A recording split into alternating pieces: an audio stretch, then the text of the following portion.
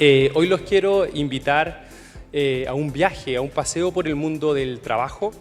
Estoy muy agradecido de estar acá y de poder moderar y poder comunicarle a usted y traerle a ustedes unos grandes académicos chilenos y chilenoamericanos. La reinvención constante del trabajo es un concepto muy importante al momento de pensar los límites del futuro. Nuevas tecnologías implican la automatización o desaparición de trabajos, afectando significativamente la manera en cual las personas obtienen sus ingresos. Nuevas maneras de trabajar y inesperados objetivos laborales deben mejorar continuamente las habilidades y conocimientos. La mejora constante es algo que todos tenemos que estar buscando. El mundo laboral está cambiando aceleradamente y necesitamos estar preparados. Estar preparados, dada la incertidumbre que estamos viviendo, no es necesariamente saber qué exactamente hay que hacer o aprender, sino más bien desarrollar metodologías, tener ciertos métodos y, por cierto, ciertas políticas públicas que nos ayuden a desarrollar los incentivos correctos para ir desarrollando estas nuevas habilidades a lo largo de la vida. Tenemos que pensar la forma de reinventarnos varias veces durante la vida. De las investigaciones que se han venido realizando en nuestro país y afuera del mundo, las cuales varias han sido realizadas por los que vamos a estar hoy aquí presentes en este panel, presentaré a continuación algunas áreas o dimensiones que podrían ser interesantes de resaltar. Lo primero es el foco en habilidad. Las habilidades son el foco cuando uno estudia los riesgos de automatización y no necesariamente las ocupaciones. Segundo, tenemos una oportunidad para hacer lo que se ha llamado en inglés un upskilling, básicamente profundizar ciertas habilidades y conocimientos que uno va adquiriendo a lo largo de la vida. Un ejemplo de eso podría ser, por ejemplo, un ingeniero comercial o mecánico que aprende un nuevo lenguaje de programación. Eso sería un ejemplo de upskilling. Por otro lado, otro desafío que tenemos que es bien interesante, un poco más difícil de lograr quizás con política pública, sería uno de reskilling, que básicamente es tomar las cosas que uno ha venido haciendo, ¿cierto? El dominio previo de lo que uno maneja y moverse horizontalmente hacia un área un poco distinta. Un ejemplo de esto podría ser un artista visual que aprende ciertas tecnologías para, por ejemplo, hacer interfaces digitales. Asimismo, tenemos que estar conscientes de que este proceso que estamos viviendo de industria 4.0 va a dejar ganadores y perdedores. Más aún, deberíamos tener mayor cuidado con los perdedores permanentes que pueden quedar desplazados del mercado laboral en forma permanente. Ya volveremos a hablar de todos estos temas con mayor detalle, pero lo que es claro, lo que podemos visualizar es que hay un llamado, hay un imperante a la política pública, a las acciones privadas, a las acciones pública-privadas para un poco transitar, ayudarnos a transitar en toda esta revolución y poder minimizar estos desafíos que les planteo. Hoy tenemos un destacado panel de investigadores que se han dedicado a entender lo que está pasando con el futuro del trabajo, estudiando, por ejemplo, los efectos que han tenido las previas revoluciones industriales o cómo se puede usar la tecnología y la inteligencia artificial para tomar mejores decisiones para educarse o para capacitarse, o bien cómo operan los creadores de contenido digital en las plataformas. Primero me gustaría invitar acá al escenario a Jan Lafortune. Ahí viene Jan. Hola Jan. Por favor, un aplauso para Jan. Jan tiene un doctorado en el MIT, un magíster en economía en la Universidad de Toronto y es licenciada en economía en la Universidad de McGill en Canadá. Es profesora titular del Instituto de Economía de la Pontificia Universidad Católica y directora del Núcleo Milenio de Evolución del Trabajo, también llamado MNU, proyecto financiado por ANIT que busca comprender las nuevas formas de trabajo en la era digital. Además, es académica asociada a JPAL y al ISA. Sus intereses principales son la economía laboral y de desarrollo, con un enfoque particular en economía de la familia. Ha estudiado los efectos de las revoluciones industriales previa a la que estamos viviendo y sus efectos a nivel económico y de mercado laboral. Es miembro editorial del Journal of Human Resources y de Kilometría y asimismo de las primeras profesoras en la Universidad Católica en ser profesora titular y ha sido una fuente de inspiración para muchas economistas en Chile. Gracias, Jan, por estar acá. Después tenemos a Arturo Arriagada. Por favor, Arturo, si puedes venir aquí al escenario. Hola, Arturo. Por favor, un aplauso para Arturo. Arturo es doctor en Sociología y magíster en Medios Comunicacionales por la London School of Economics en el Reino Unido y es profesor asociado de la Escuela de Comunicaciones y Periodismo de la Universidad Adolfo Ibáñez, donde enseña e investiga la relación entre tecnologías digitales, comunicación y sociedad. Específicamente en los últimos años se interesan las nuevas formas de trabajo en industrias en torno a la comunicación digital como las actividades de los creadores de contenido y el trabajo organizado por plataformas y aplicaciones. Dirige el Cultural Social Media, un laboratorio de estudios sobre comunicación digital, y además es investigador principal en el Núcleo Milenio de Evolución del Trabajo, del cual Jan es directora. Arturo ha sido un pionero en el estudio de los trabajadores en las economías de plataformas o gig economy, llegando a dirigir el capítulo chileno de Fair Work de la Universidad de Oxford, que de hecho es fundado y dirigido por Mark Graham, que va a estar a continuación con nosotros hoy, y que busca promover buenas prácticas laborales en la gig economy. Así que gracias, Arturo, por estar acá. Y por último, tenemos a Christopher Nielsen. Por favor, Chris, si puedes pasar. Bien, un aplauso aquí para Chris. Christopher es profesor titular de Economía de la Universidad de Yale, de formación es licenciado y magíster en Economía en la Universidad de Chile y también posee un doctorado en Economía en la misma Universidad de Yale. Participó como becario en la Escuela de Negocios de Stern, además de investigador visitante en Microsoft Research y profesor en la Universidad de Princeton entre el 2015 y el 2022. Además es miembro del Yale Growth Center, del National Bureau of Economic Research y también de investigador asociado a la red de Yale PAL, al igual que Jan. Trabaja junto a gobiernos para ayudarles a utilizar sus datos, teniendo evidencia y tecnología para diseñar, evaluar e implementar nuevas políticas educativas.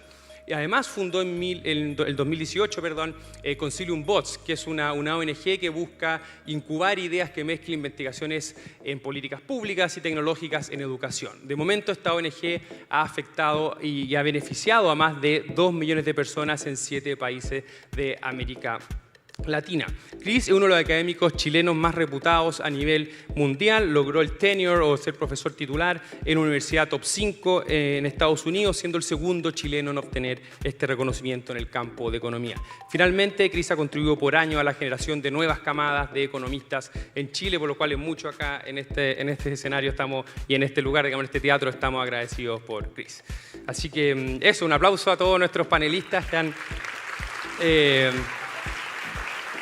generosamente querido dedicar esta tarde a conversar sobre el futuro del trabajo.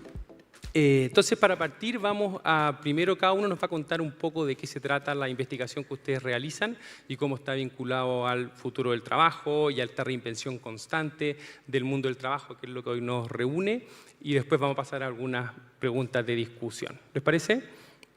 Jan, ¿te gustaría comenzar? Entonces, cuando Pablo me pidió hablar de eso, empecé a pensar a mi mamá, que siempre me llama en la mitad de la jornada laboral y me dice, ups, tengo un problema con mi computador. Y a veces me enojo, pero de verdad mi mamá nació en la Gran Depresión. Ni siquiera sabía lo que era un computador hasta los 30 años y hoy día está capaz de manejarlo para sus necesidades. Entonces, claramente, como mi mamá, los trabajadores de hoy se sienten obligados a reinventarse a causa de las nuevas tecnologías. Y la pregunta que quiero tratar de contestar en el mundo de mi investigación es cómo podemos pensar en la dirección que va a tomar ese cambio tecnológico para los trabajadores. Entonces, una de las cosas que hago es mirar hacia atrás y ir a ver cómo fueron las transformaciones industriales pasadas, las revoluciones industriales. En particular, la segunda es la donde me he enfocado mayormente.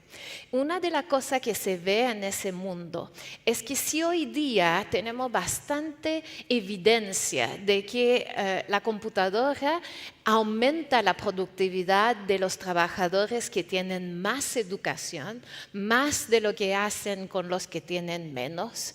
Eso no es algo que ocurrió durante todas las revoluciones industriales. Si uno mira pre-segunda revolución industrial en Estados Unidos, la verdad es que la sensación que Marx tenía que la nueva tecnología venía a reemplazar un trabajador calificado para reemplazarlo por alguien que solamente operaba una máquina, parece ser la relación que ocurría en ese momento. Y el cambio parece haber ocurrido entre 1890, algo así, donde las nuevas maquinarias empiezan a ser más complementarias con el capital humano. E incluso así, nuestro recién estudio sobre la electrificación del sector manufacturero muestra que la electricidad parece también haber reemplazado a trabajadores mediamente calificados por simplemente operadores y trabajadores de línea. Entonces hay que pensar que las futuras tecnologías no tenemos una predicción clara desde el pasado de cómo va a evolucionar y qué tipo de skills o de conocimiento va a requerir de parte de los trabajadores. Y el segundo punto en lo cual nos hemos enfocado es tratar de ver si entonces, en vez de aprender del pasado, si podemos aprender de países más ricos. Y ahí hay que realmente entender que la tecnología no es un animal que solamente obedece a, no sé, desarrollo en laboratorio, sino que también hay que adoptar esas tecnologías y las firmas lo hacen cuando tienen incentivos económicos para hacerlo. Entonces, no es obvio que en América Latina existen los mismos incentivos que existen en países más ricos para la adopción de esa nueva tecnología. Y me recordé una anécdota. Entonces, hace un par de años hice un experimento en colaboración con la Superdepensión y Chile Atiende, donde invertimos mucho para tener un lindo computador que podría hacer el experimento para los participantes. Y entonces lo teníamos todo para que podría funcionar solo, lo instalamos. Y la gente de Chile Atiende nos dijo, mi máquina para distribuir los números no funciona sola, yo tengo que poner un trabajador. ¿Y usted quiere que la persona vaya y pregunte sobre su pensión de su propio modo? No funcionó de ninguna manera poner el módulo sin nadie. Tuvimos que finalmente agregar un trabajador. Entonces, eso nos dice que la relación entre máquina y trabajo no va a necesariamente ser la misma en un contexto donde la gente tiene menos capacidad digital, está más acostumbrado a tener el apoyo de una persona al lado y donde los sueldos de esos trabajadores que podrían ser reemplazado por una máquina no son los mismos que en países más ricos. Y eso es justamente lo que vemos cuando analizamos el impacto de la recién transformación tecnológica en América Latina comparado a Estados Unidos o Europa. Muchas gracias, Jan. Arturo, ¿te gustaría contarnos en qué está tu investigación respecto a estos temas? Bueno, yo tengo acá unas pequeñas notas.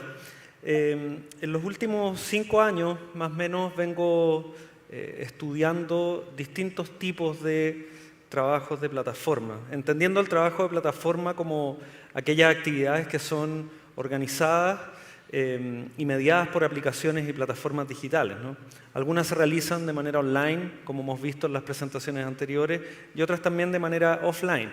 Estoy pensando en moderadores de contenido en las redes sociales, traductores en tiempo real de videos y conversaciones, y conductores y repartidores de comida. Detrás de estas aplicaciones no solo hay tecnologías, sino también miles de personas que realizan muchas veces de manera invisible estas tareas que requerimos. En el mundo, más o menos, existen unos 50 millones de trabajadores que realizan algún tipo de actividad en plataformas, ¿no? En Chile, recientemente salieron cifras que llegan a un 2,3% de la fuerza laboral. Esto es aproximadamente 205.000 personas las que realizan algún tipo de trabajo de plataforma. Y aquí, como decía Jan anteriormente, hay un contexto, ¿no?, que cada vez facilita más este tipo de actividades. Mayor conectividad, amplio acceso a Internet, cambios de hábitos en las rutinas laborales, una pandemia que afectó una serie de dinámicas también en el trabajo, desplazamientos más largos de un lugar a otro, etcétera, etcétera. La incertidumbre económica actual de alta inflación y posible recesión es un escenario también ideal para este tipo de actividades. La evidencia previa muestra que la crisis financiera del año 2008, por ejemplo, fue el contexto perfecto para que miles de trabajadores, al perder sus empleos en el mercado formal, pasaran a ser parte de la economía de las plataformas. En esta conversación me gustaría basarme en dos ejemplos para explicar las implicancias sociales y culturales de estas actividades. Pensemos en un creador de contenido digital, un youtuber, un influencer, y una repartidora de compras de supermercado. Dilantero es un creador de contenido chileno que hace un tiempo apareció en Instagram, en mi Instagram, en la información que yo veo, sin quererlo, en una noticia publicada por un medio de comunicación porque sus ganancias le permitieron comprarle una casa a su madre.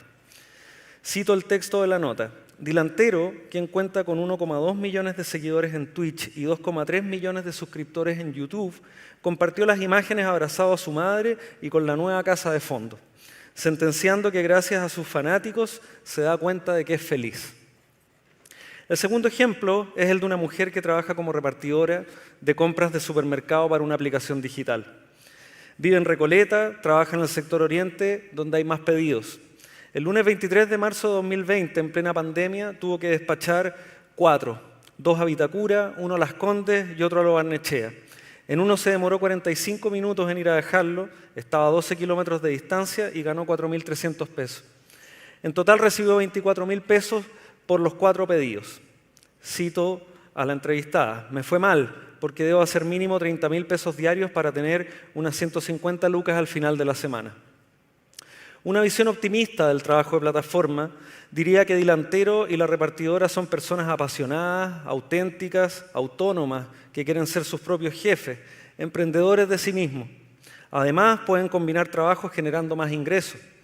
Mientras más suscriptores en su canal en YouTube tenga Dilantero, mayores ingresos podrá obtener por la visualización de sus contenidos. Mientras más pedidos tome la repartidora, mayores ingresos podrá obtener. Es la aspiración de poder convertir el tiempo y los recursos invertidos en ganancias. Una visión pesimista del trabajo de plataforma se enfocaría en la incertidumbre de este tipo de actividades, la soledad, los riesgos físicos y emocionales que conlleva realizarlas y la imposibilidad de desarrollar una carrera a largo plazo. Por ejemplo, Dilantero y la repartidora tienen que lidiar con los algoritmos de plataforma y aplicaciones que premian o castigan su desempeño con visibilidad para seguir activos y disponibles. Si el algoritmo castiga a Dilantero con visibilidad en la plataforma, de un día para otro puede perder sus seguidores, puede perder su atención.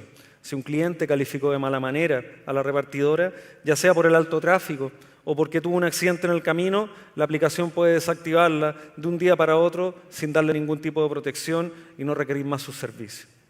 Esta promesa de trabajo independiente, flexible y colaborativo y la idea de ser nuestro propio jefe que promueven las aplicaciones y plataformas plantean una serie de dilemas que requieren nuevas miradas y soluciones para abordar las complejidades del futuro del trabajo. A mí me gustaría centrarme para terminar en 3. En primer lugar, es apropiado pensar en un futuro común y parejo cuando hasta ahora solo vemos futuros dispares, inciertos, diversos para quienes realizan actividades organizadas y mediadas por plataformas digitales. Los niveles de autonomía alcanzados por los trabajadores dependen de factores culturales y económicos. Por ejemplo, a mayor nivel de capital económico y cultural, educación, habilidades, conocimientos, mayores son las posibilidades de alcanzar la autonomía laboral y mayores las posibilidades de obtener mejores ingresos. En segundo lugar, ¿qué subjetividad o la percepción de nosotros mismos sobre las actividades que realizamos se están configurando en este tipo o en estos tipos nuevos de trabajo? Las experiencias de los trabajadores se configuran en torno a la indiferencia, la incertidumbre, la soledad y en algunos casos en torno a vínculos sociales débiles. El trabajo de plataforma podría entenderse como la culminación de un proceso de precarización que algunos autores han denominado como algo propio del capitalismo moderno, que afectaría las experiencias laborales de los individuos. Son limitadas las posibilidades de desarrollo personal, cuando se trabaja de manera aislada, sin poder crear vínculos con otros, muchas veces esforzándose al máximo para intentar cumplir una promesa que es muy incierta, la de ser tu propio jefe. Y esto es complejo. ¿A qué costo? Existe una alta valoración de la autonomía que ofrece la economía a las plataformas, por parte incluso de sus mismos trabajadores. Hay optimismo, además, en la reinvención laboral, ya sea por necesidad o por interés. La pandemia, en ese sentido, ayudó a mover esas barreras. Y por último, ¿dónde queda la política, entendida como aquellos procesos relacionados con el ejercicio y la distribución del poder en la sociedad por parte de individuos, grupos, organizaciones e instituciones? ¿Qué rol juega la política para encauzar y resolver a través de instituciones, de regulaciones, las asimetrías de poder que se generan en estos nuevos futuros del trabajo? En Chile recientemente se comenzó a implementar una ley que regula el trabajo de plataforma. Esto es solo el inicio de un proceso en el cual se tienen que visibilizar y equilibrar las visiones optimistas y pesimistas en torno al trabajo de plataforma. La política es clave para canalizar a través de políticas públicas las demandas por mejores condiciones de parte de trabajadores y trabajadoras. Gracias. Muchas gracias. Muchas gracias, Arturo, por tus palabras y abrir esos dilemas que ya volveremos en las preguntas que vienen. Cris, cuéntanos, por favor. Perfecto. Yo en mi investigación he estado estudiando las causas de la desigualdad que vemos en los mercados laborales, cuánto gana la gente, pero desde una perspectiva pensando en las formas de los sistemas que dan acceso a aprender y a obtener habilidades que se pueden de alguna manera tener distintos retornos al mercado laboral. Eso tiene que ver con sistemas educativos, sistemas que dan acceso a oportunidades o no, y eso parte de la explicación de por qué uno observa desigualdad. Y no es la única razón, ni siquiera quizás la más importante que uno ve desigualdad, pero es una que está ligada directamente con las políticas públicas que se pueden ir tomando decisiones cada año cuando se van determinando qué hacer con respecto a la educación. Y ahí se está encontrando, cada vez más se está acumulando la evidencia de que si una misma persona idéntica estudia una cosa o estudia otra cosa, puede tener resultados muy distintos después en el mercado laboral.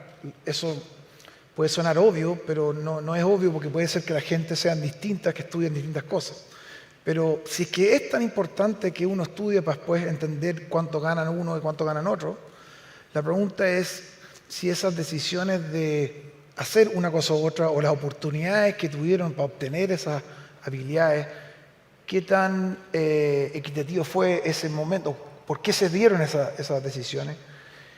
Y ahí hay una segunda cosa que se está acumulando harta evidencia, es que las personas enfrentadas con estas decisiones potencialmente bien importantes para su vida, porque el trabajo no es solo una inversión, es algo que uno hace con su vida, o sea, uno se dedica a trabajar en algo, pero también tiene impacto en términos del mercado laboral.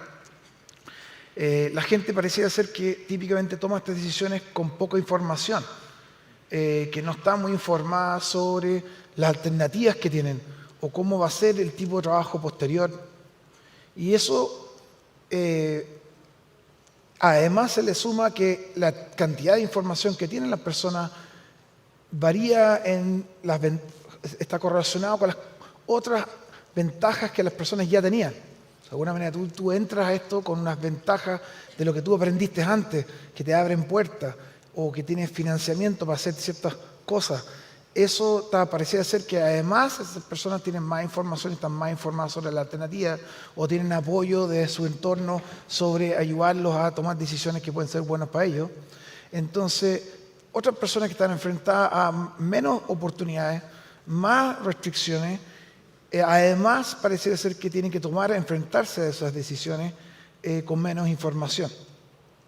Ahora, esto para dar un panel sobre el futuro, y todo este congreso estamos en el tópico del futuro, una cosa que reiteradamente estamos viendo es que hay una secuencia de innovaciones que se están generando mucha productividad y están generando mucho valor. Personas que conocen las habilidades para poder adaptar estas nuevas tecnologías y aplicarlas a sus tareas y de alguna manera tomar el poder de toda esta innovación nueva y usarla, se van a beneficiar muchísimo de esta innovación. Y eso es como algo bueno, porque de alguna manera como que estamos generando más productividad y más valor. Ahora, la pregunta asociada a la línea de investigación que hago yo, de alguna manera, es decir, bueno, si es que las personas hay tanto valor en estas nuevas habilidades, nuestros tipos de educación o nuevas especializaciones, ¿cómo las personas están accediendo a eso? O sea, ¿quién tiene acceso a eso? Y pues, ¿quién sabe cuáles de esas cosas hacer para poder estar? Y ahí se presentan algunas inquietudes sobre el futuro y pensar en cómo podemos ayudar a hacer que el mundo en el futuro sea más equitativo, que el acceso a estas nuevas tecnologías o aprender a usar esas nuevas tecnologías sea más equitativo y, por ende, más productivo, más eficiente, para que todas las personas conozcan esta alternativa. Si es que antes ya no tenían tanta información cuando estaban tomando decisiones, ¿cómo se van a enfrentar las personas en el futuro frente a todas estas nuevas innovaciones que parecía ser que cada día se aceleran cada vez más? No alcanzamos a terminar de decirle a los alumnos, estudien Big Data y usen data todo el día, hasta que el día siguiente estábamos hablando de AI y inteligencia artificial y aplicándolo a esto. Y después el día siguiente tiene que aprender a codear de esta forma y después sale una nueva cosa y una nueva cosa.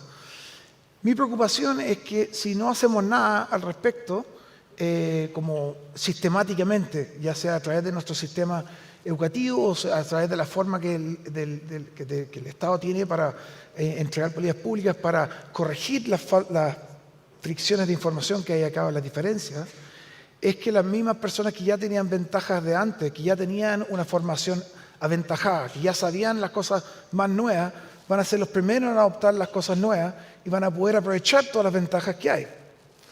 Eso no tiene nada malo per se, pero se van a quedar atrás otras personas que no están con las precondiciones necesarias o no están informadas sobre los pasos que seguir.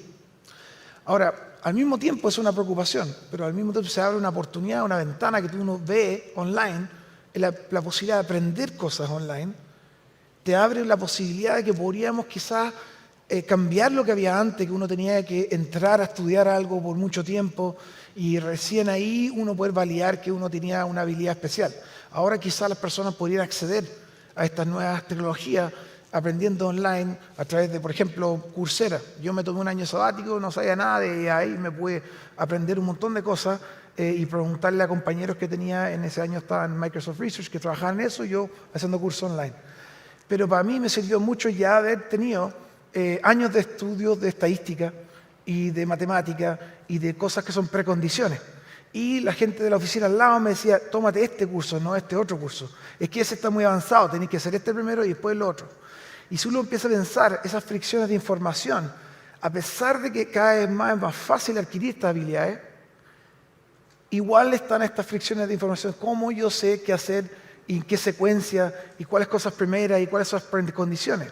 Entonces uno ve en los datos, ve que muchas personas están tomando estos cursos online, pero un porcentaje mínimo los termina. Y se metió en algo que no sabía, quizás no sabía lo que tenía que saber antes de tomar ese curso, etc.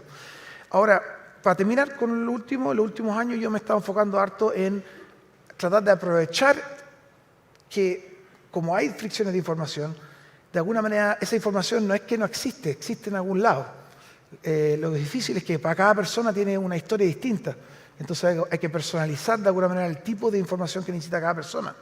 Ahora, lo bueno es que la inteligencia artificial y las plataformas digitales te permiten personalizar y entregar información y quizás cerrar brechas de acceso. Y eso es lo que hemos estado implementando en el gobierno de Chile y en otros gobiernos en la región, en ayudando a las familias a elegir o a postular a los colegios a través del SAE, por ejemplo, en Chile, o a través de la educación superior con información en tiempo real sobre la alternativa, potencialmente en plataformas digitales de aprendizaje que te ayudan a entender cuáles son los, de alguna manera para alguien como uno, qué tendría que uno hacer para lograr algún objetivo.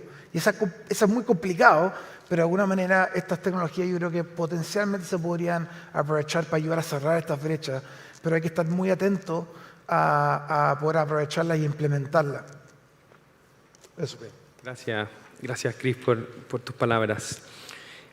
Ahora me gustaría, tengo un par de preguntas como individuales que tienen que ver con un poco lo que ustedes han venido investigando, para profundizar un poco en los temas que levantaron, y después tengo algunas más transversales para que termine una discusión más general y quizás más especulativa de cómo puede ser el futuro, ¿sí? Entonces, Jan, a mí me gustaría preguntarte en qué medida esta revolución industrial que estamos viviendo es distinta a las revoluciones anteriores que tú hayas estudiado, y la forma positiva de ver esa pregunta sería como ¿qué podemos aprender de las revoluciones anteriores? Y tratar de llevarlo al tema de reinventarse. No sé si habéis visto algo en lo que has leído, en lo que has investigado, que nos pueda dar luces un poco en la diferencia que tenemos con las actuales y al mismo tiempo en las similitudes con lo que podemos aprender. Gracias. Sí, entonces es una pregunta cada vez que uno hace historia, ¿sí? Alguien va a decir, ¿para qué mirar para atrás? ¿Sí? Entonces, ¿cuáles son las similitudes que nosotros hemos notado? Esa ansiedad tecnológica que se vive hoy, y yo podría darle muchas citas de diario, etcétera, que dicen los robots nos van a robar el trabajo, vamos a quedarnos sin qué hacer, ¿sí? Y yo puedo encontrarle exactamente esas mismas citas en diarios en los años 1920-30. ¿sí? Esa ansiedad, ese sentimiento que la tecnología va más rápido que los cambios que los trabajadores están dispuestos a experimentar, existía en ese momento. Y la buena cosa que podemos aprender del pasado es que la máquina a vapor no robó el trabajo de todos los trabajadores, tampoco lo hizo la electricidad. ¿sí? Entonces, siempre a mí me parece que vamos a tener trabajo. Lo complicado es que podemos estar obligados a cambiar lo que debemos hacer, como hablaba Chris, que puede ser que lo que yo estudié ya no es lo que se busca en el mercado laboral, y entonces esa reinvención puede generar lo que tú hablabas antes de perdedor y ganadores. ¿sí? Entonces yo creo que eso es una de las cosas más importantes. Y el segundo es que siempre los cambios tecnológicos van de mano con inversión. Y entonces cuando estamos pensando en los trabajadores, a veces vemos como la gente, los jefes, la gente que tiene el capital, los inversores, como algo que no saben de qué se trata los pobres trabajadores. Pero la realidad es que la tecnología está en inglés dicen embodied, representada, es parte de esa inversión. Y entonces la relación entre trabajadores y empleadores siempre va a estar ligada a esa inversión que van a hacer los empleadores o no. Y entonces ese trabajo que tenemos en el futuro va a depender de cómo esos empleadores van a reaccionar. No sé, eso sería mi Gracias, Jan. Ya volveremos a algunos de esos puntos. Arturo, yo quería preguntarte, tú has estado estudiando estas nuevas formas de trabajo en las plataformas y quería preguntarte, en el fondo, ¿cómo crees que va a impactar a los trabajadores, por un lado, Y por otro lado, tú has tenido un foco de hartos años y bien exhaustivo de estudiar a los influencers y a la gente que está en las plataformas, ¿cierto? Entonces, si mi pregunta es como, ¿qué uno puede aprender de tu estudio que hay hecho en ese nicho o en ese como mercado particular para otros mercados que quizás todavía no están tan enchufados en eso, pero tú quizás vislumbráis que pronto puede ser que les llegue la hora, digamos, de tener que reinventarse? Así que eso. Es interesante pensar en los creadores de contenido digital, por ejemplo, como un caso de avanzada, si se quiere, para lo que podría venir en tu trayectoria laboral, ¿no? En la de cada uno de nosotros, digo. Que tiene que ver, yo diría, con dos cosas. La primera, la gestión de la visibilidad, cómo yo me presento frente al resto en distintas plataformas y congrego una audiencia que se interese en aquellas cosas que yo comparto, que comento, que promociono, etcétera, etcétera. Y cómo eso va muy de la mano también con esta aspiración de lograr generar ingresos de distintas formas. Digo, hay gente que lo hace promocionando estilos de vida, hay otra gente que lo hace compartiendo conocimiento, hay otra gente que lo hace no sé, compartiendo su placer por la música. Hay una diversidad, digo, que también ha generado un poco una mayor amplitud en las conversaciones, ¿no?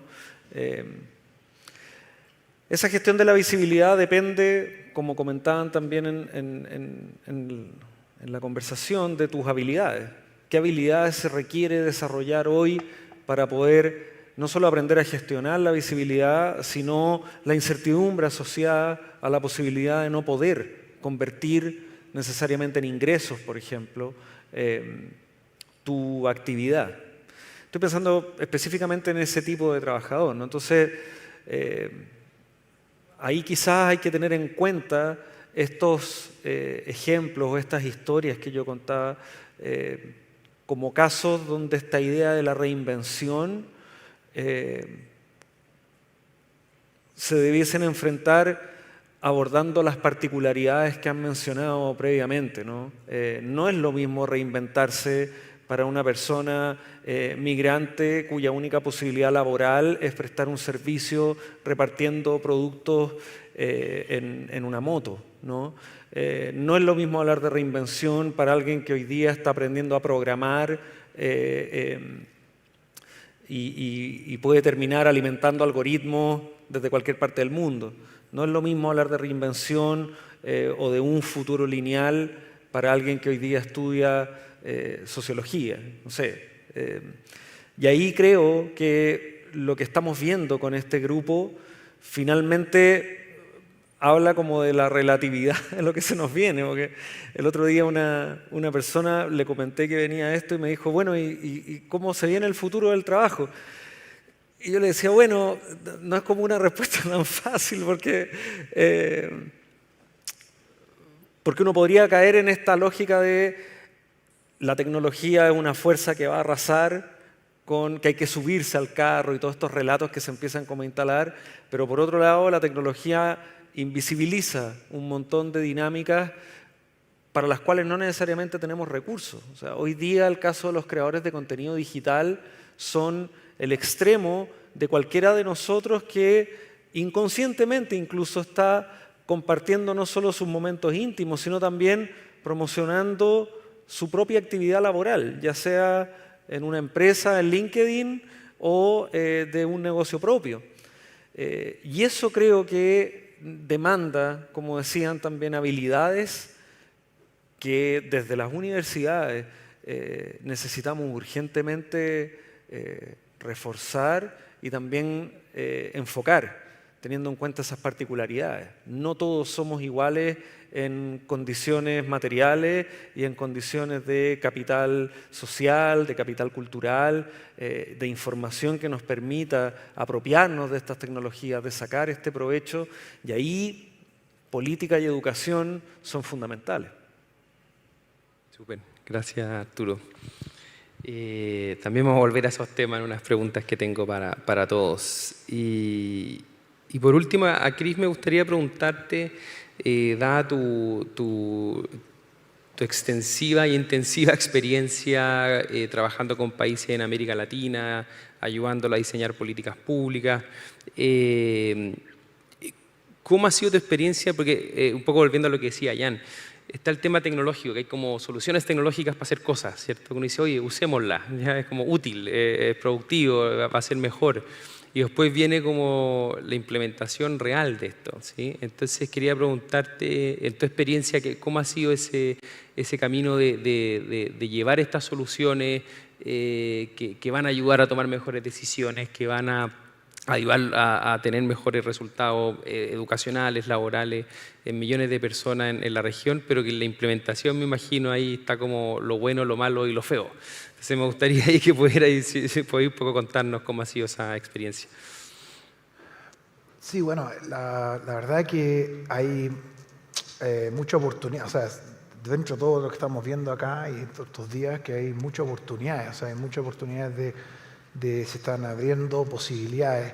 Y esto no es más cierto que para el gobierno y para los sistemas educacionales, que de alguna manera tienen la posibilidad de entregar o recolectar información y entregarla y de alguna manera empoderar como una secuencia de decisiones de los individuos que los empoderan, de alguna manera que la gente pueda hacer lo que ellos quieren hacer con sus vidas, pero sabiendo que son las consecuencias de sus decisiones.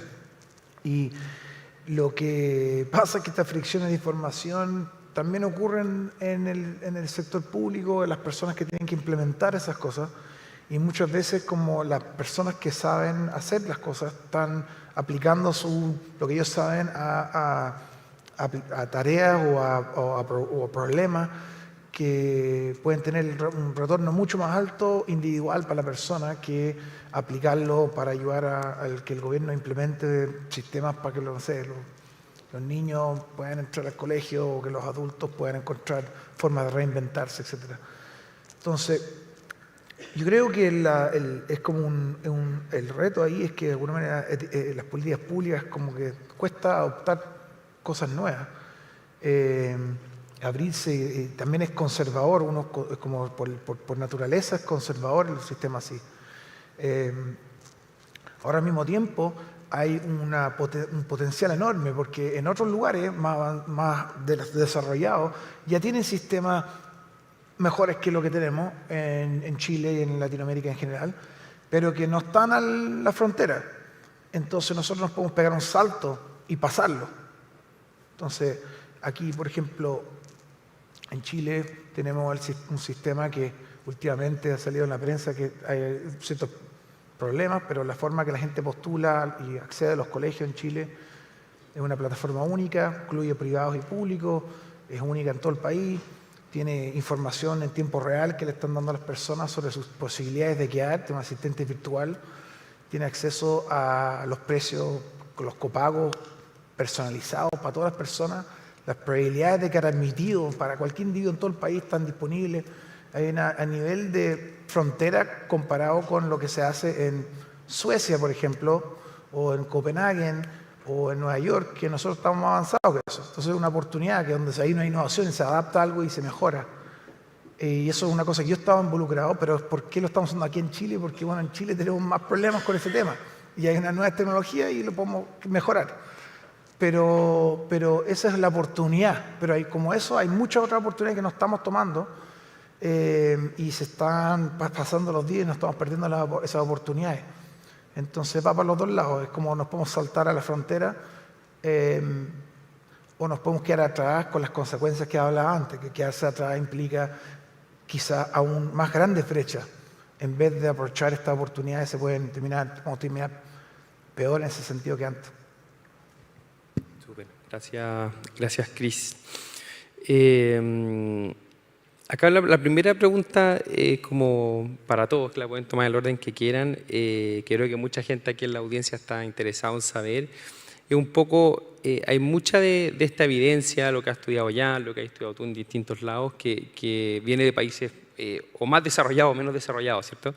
Entonces, ¿y en qué medida como que uno puede aprender de estas experiencias? ¿Qué cosas podríamos como tomar como algo provechoso de mirar, de indagar, o dónde ustedes ven ciertas luces que podamos mirar de la experiencia previa, y en qué medida Chile puede ser un escenario distinto por su condición geográfica, demográfica, etc.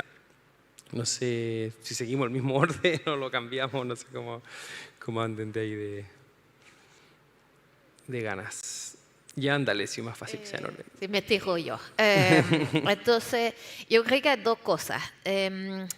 La situación de qué produce Chile y qué importa y qué exporta no es lo mismo que en países ricos, y eso va probablemente a hacer que las presiones que están generadas desde el punto de cambio tecnológico no vengan necesariamente con la misma presión que existe en los países ricos con el intercambio.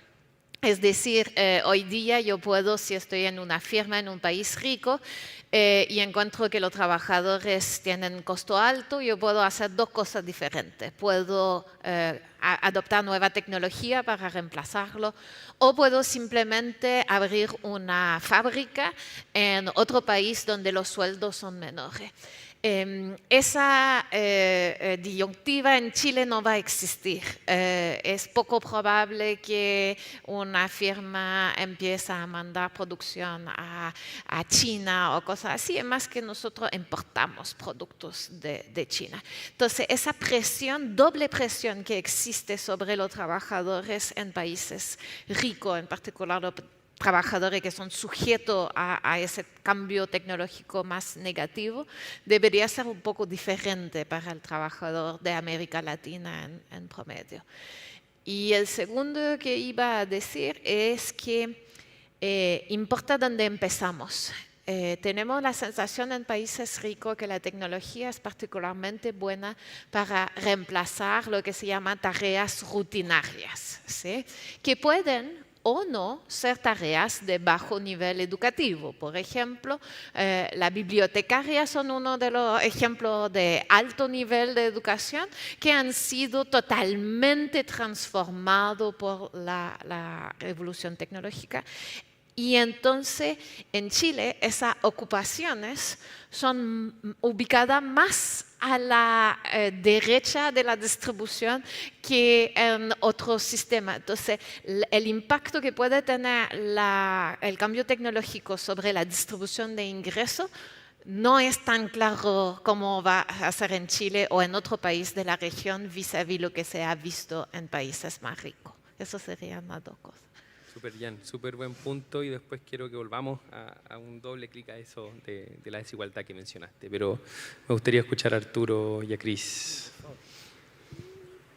Bueno, yo creo que una cosa que se puede aprender, de alguna manera, si hay cierta innovación, o hay una área que nos está generando mucha innovación, que eso ocurra en Chile o que se apliquen esas innovaciones a problemas nuestros o cosas que nosotros ya tenemos ventaja, para que de alguna manera como que eso ayuda a todos los que están alrededor de eso. De alguna manera, si estamos innovando y generando valor en algo que nosotros tenemos, entonces de alguna manera fomentar los recursos comunes que ayudan a esto. Y la educación es uno de ellos muy importante, porque de alguna manera si ahora tú estás pensando como empresas como startups que están generando mucho valor, inventan algo, encuentran una aplicación, muchas veces son muy simples, no son muy complicadas, pero es como tecnología nueva pegada con problema, solución, valor, y ahí se genera un montón de valor, y todo el mundo que está en torno a eso se beneficia de alguna manera.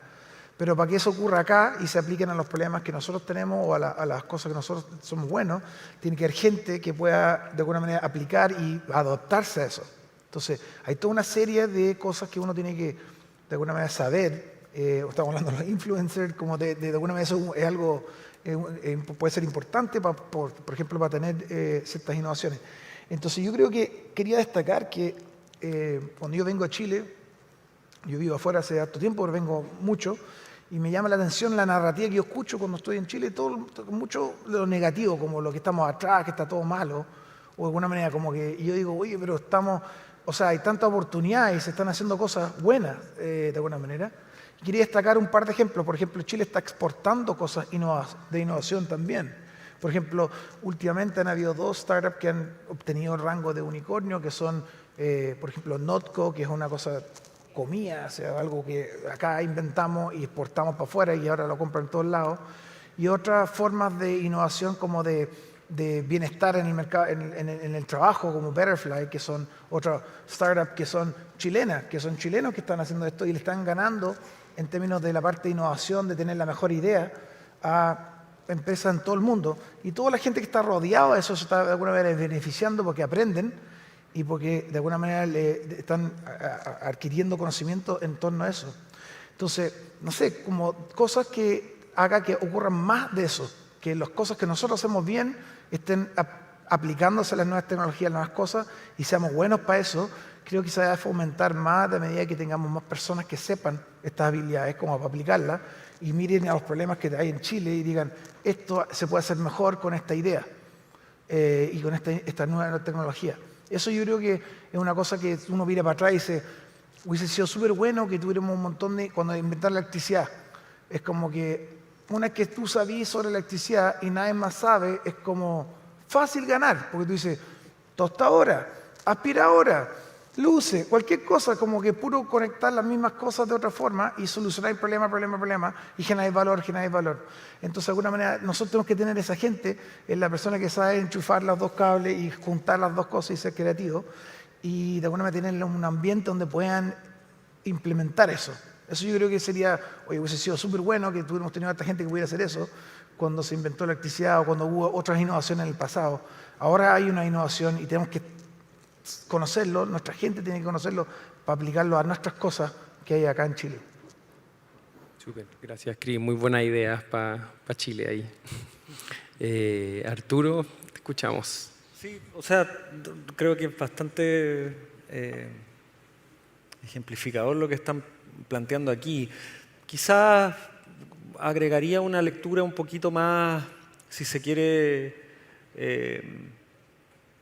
crítica, en el sentido de, nuevamente, como qué tipo de reinvención o qué tipo de futuro es el que queremos encontrar en otras experiencias.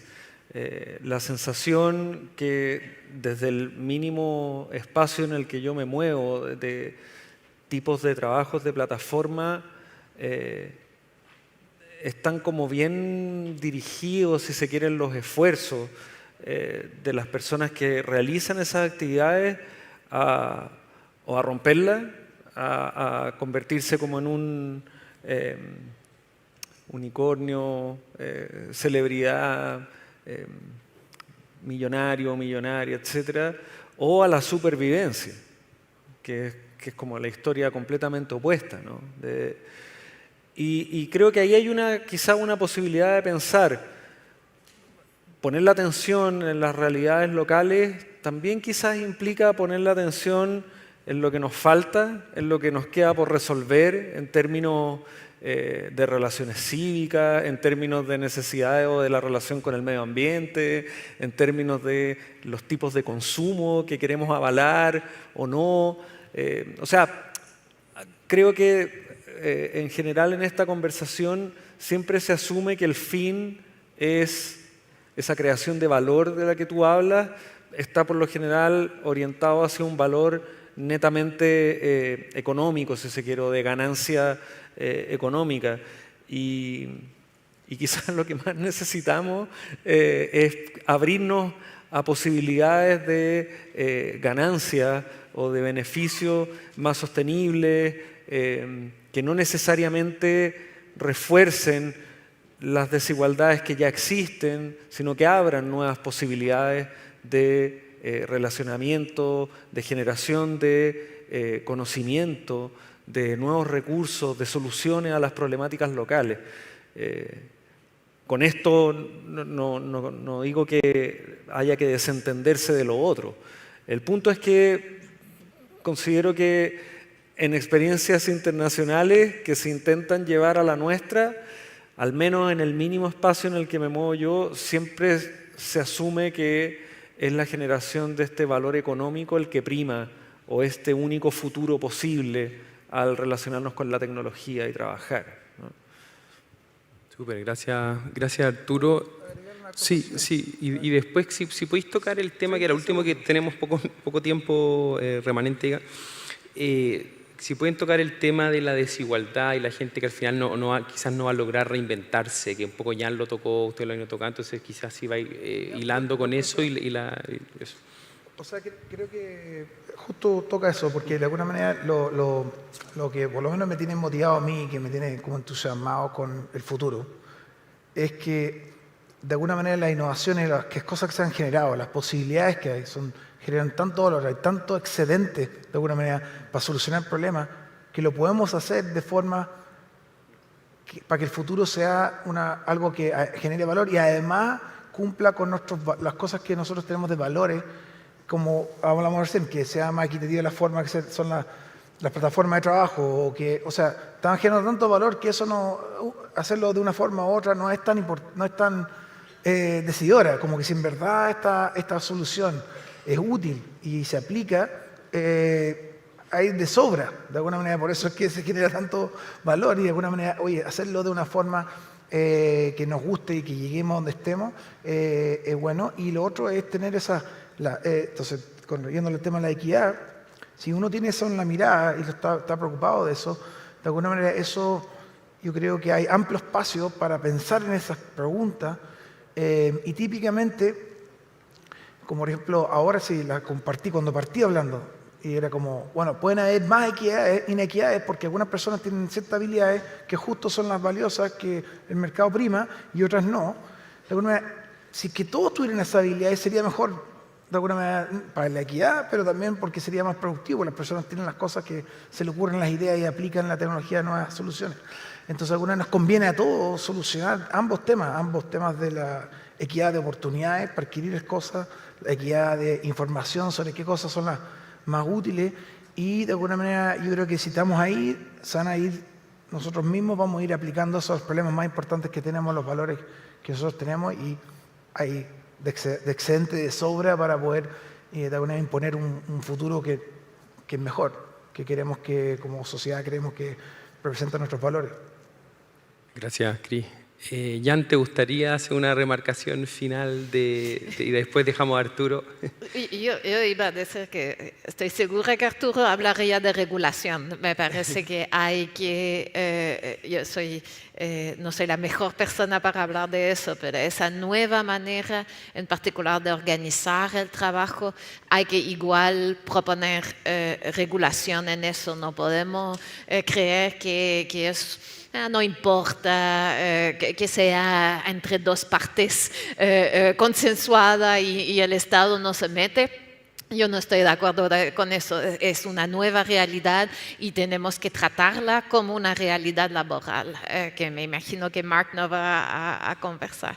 Pero sobre el resto de la desigualdad, yo estoy de acuerdo, hay que fomentar el aprendizaje, hay que dar un sistema educativo que enseña a los niños a aprender, porque eso es lo que van a tener que hacer para el resto de su vida. Entonces, lo mejor que podemos hacer es invertir en esa generación para que sus posibilidades sean más equitativas.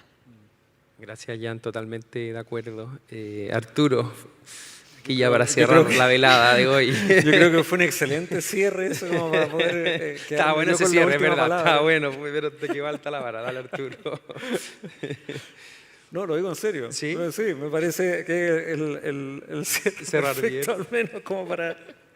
Bueno, porque entonces no está tengo bien, mucho que estamos a complementar. 20 segundos de nuestro Además, tiempo, ese así que reloj estamos muy bien. Y yo quería, bueno, primero que nada, darles las gracias a ustedes por tomarse el tiempo de venir aquí a conversar con todos nosotros y toda la gente que está mirando esto por streaming. Y nada, yo creo que dejamos más que...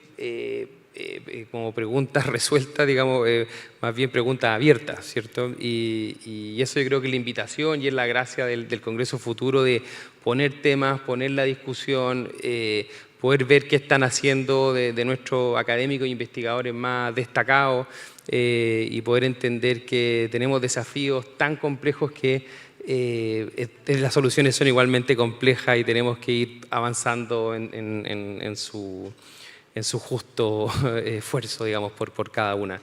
Así que eso, muchas gracias nuevamente por venir y estamos viendo y los vamos a dejar ahora de nuevo con Pascal, que va a introducir a nuestro próximo speaker, que es Mark Graham de Oxford. Así que muchas gracias nuevamente.